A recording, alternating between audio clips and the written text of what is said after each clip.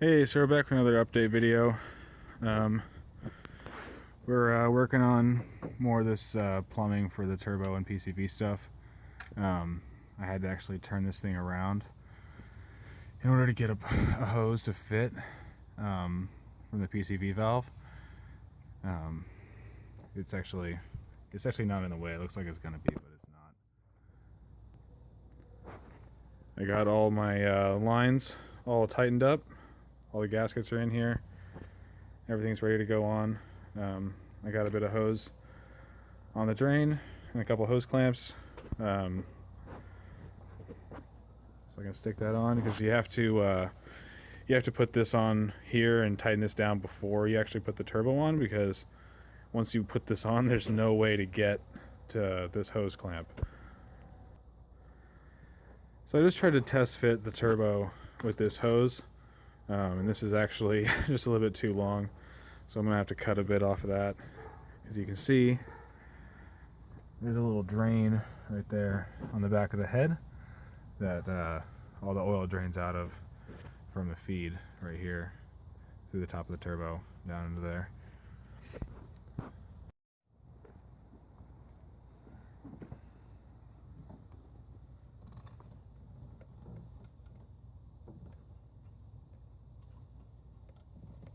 Get it lined up.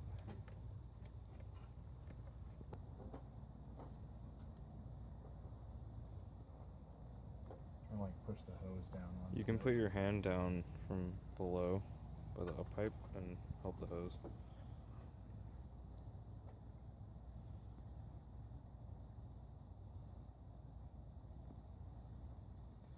It just didn't go on right.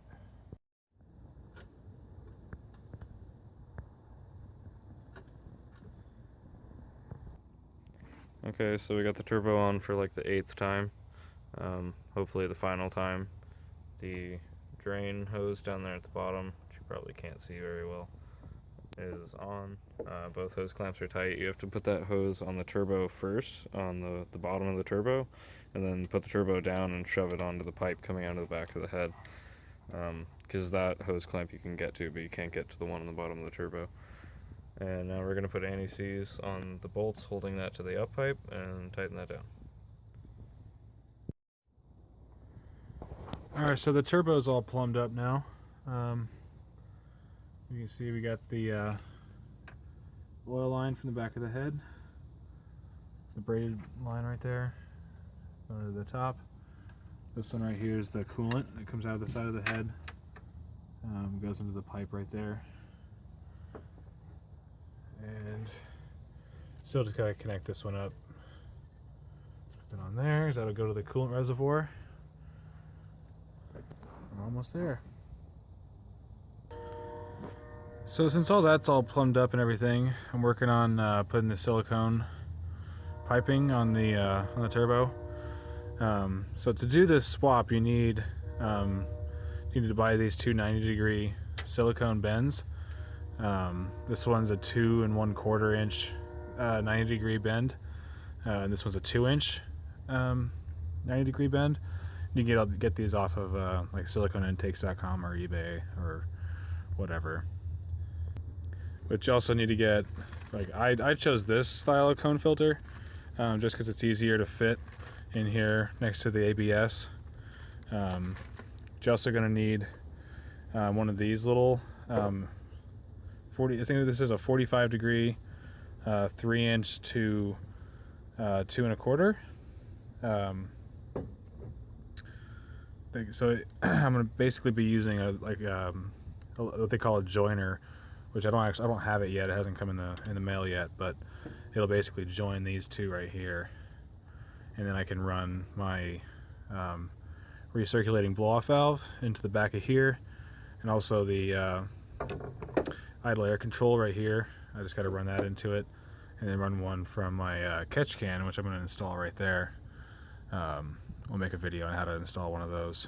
I'm just going to run that back into the intake like that.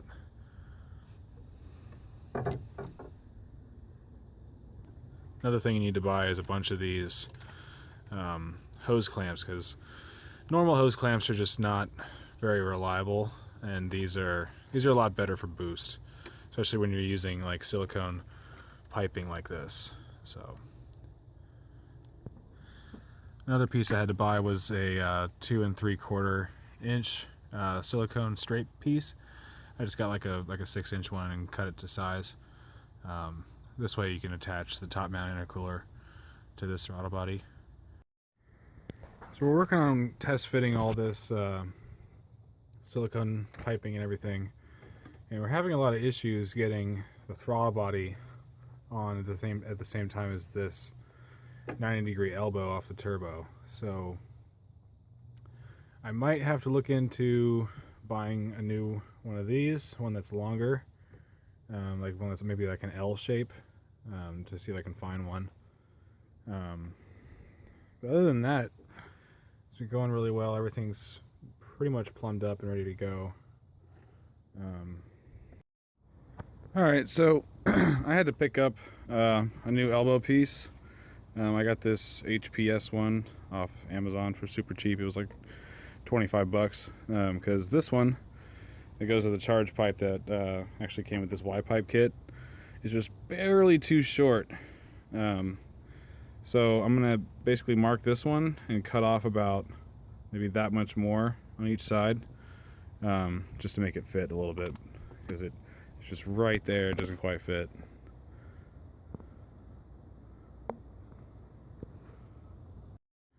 All right, so I got a lot of the hose chopped down.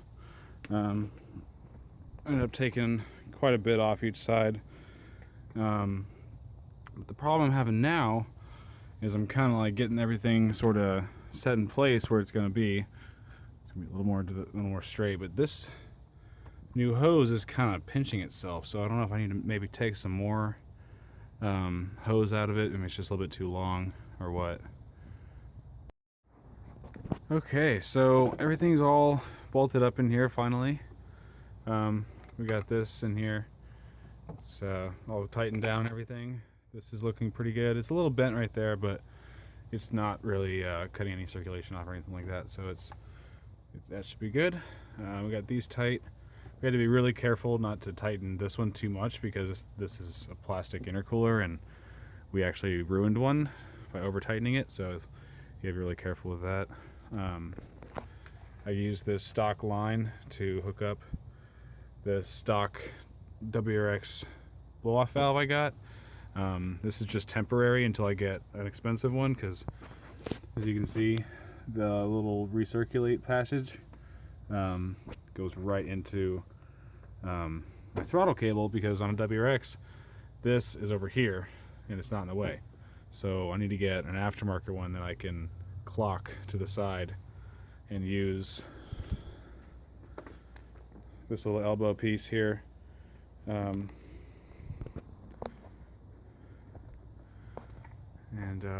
then I can actually route it underneath, and it'll come back out here, and it's going to go into my intake. So from here I have a 45-degree 2 1/4 to a 3-inch one, and so I'm going to run, I have to cut holes into it and run all of these different hoses. I'm going to add a catch can in right here, so I have to run the PCV and all the valve cover breathers and everything into the catch can, and then back into the intake from there. Alright, so pretty much everything's ready to go. I still need a few more things. I still need a coupler to join these here. So I just basically cut a hole in this 45, and I'm going to run, this is my idle air control, and then I'm running, this is going to be the return from the catch can, which these hoses are going to attach to. Also just installed my spark plug wires.